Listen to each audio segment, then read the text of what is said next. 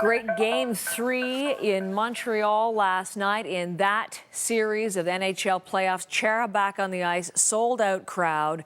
But boy, what a game. As I said, not the result Canadian fans were looking for. We'll talk about that in a second. Just bringing back the fact that Nabil is with us. What happened?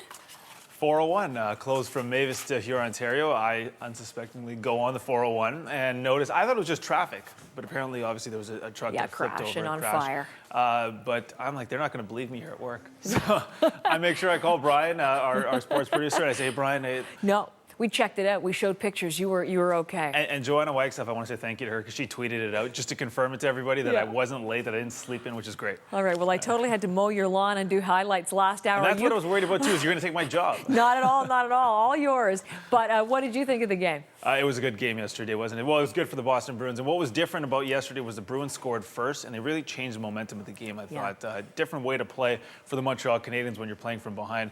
Yes, and Thomas was solid. We talked about the questions of whether to move him out of goal, but he stepped right up last night. Yeah, you know what? 14 to 15 stops in that third period. And Glenn Healy made a great point after the game. If that game went maybe 2 or 3 minutes longer, you thought the Montreal Canadiens were really going to score because they're pressing so much. But, hey, Tim Thomas stepped up when he had to, and good thing that they didn't change him. All right, let's go through the highlights. Now let's talk about a great game yesterday. And Habs fans have been waiting for this one for a long time. Zdeno Chara made his return to Montreal. And more importantly, the Canadiens had a chance to go up 3-0 in their series with the Bruins. The scene at the Bell Center was, well, wild. More than 21,000 on hand, and they're all fired up. Bruins quiet them in a hurry, though. Patrice Bergeron centering over to David Krejci. He scores on the first shot of the game. 1-0 Boston. Second period, 2-0 now for Beantown. Carey Price with a bad giveaway here. Sloppy play. Rich Peverly finds a wide-open net. 3-0 Boston. Montreal finally breaking through. Andre Kostitsyn undressing Zdeno Chara and scores on the backhand. Nice goal. And then in the third, they pull a little bit closer. Thomas Buchanan spins, shoots, scores 5-0. Beautiful goal. It's 3-2 Boston, but that's as close as they would come. The Bruins go on for the 4-2 win.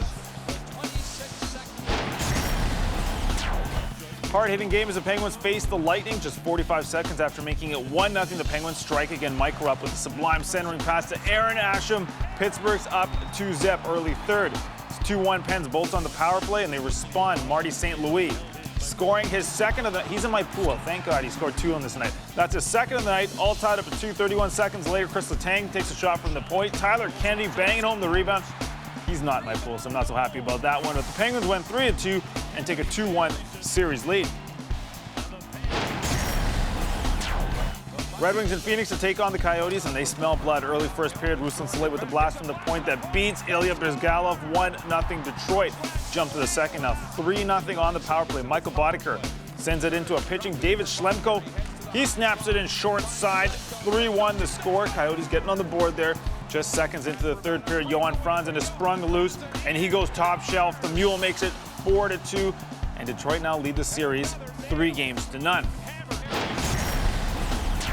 Flyers in Buffalo to face the Sabres. Second period tied at 1. Scott Hartnell steals the puck off the faceoff and finds Danny Briere. Good idea. He converts 2-1 for Philly. Still in the second. Nathan Gerby. This kid has wheels, but this time pouncing on a big rebound here off Brian Boucher.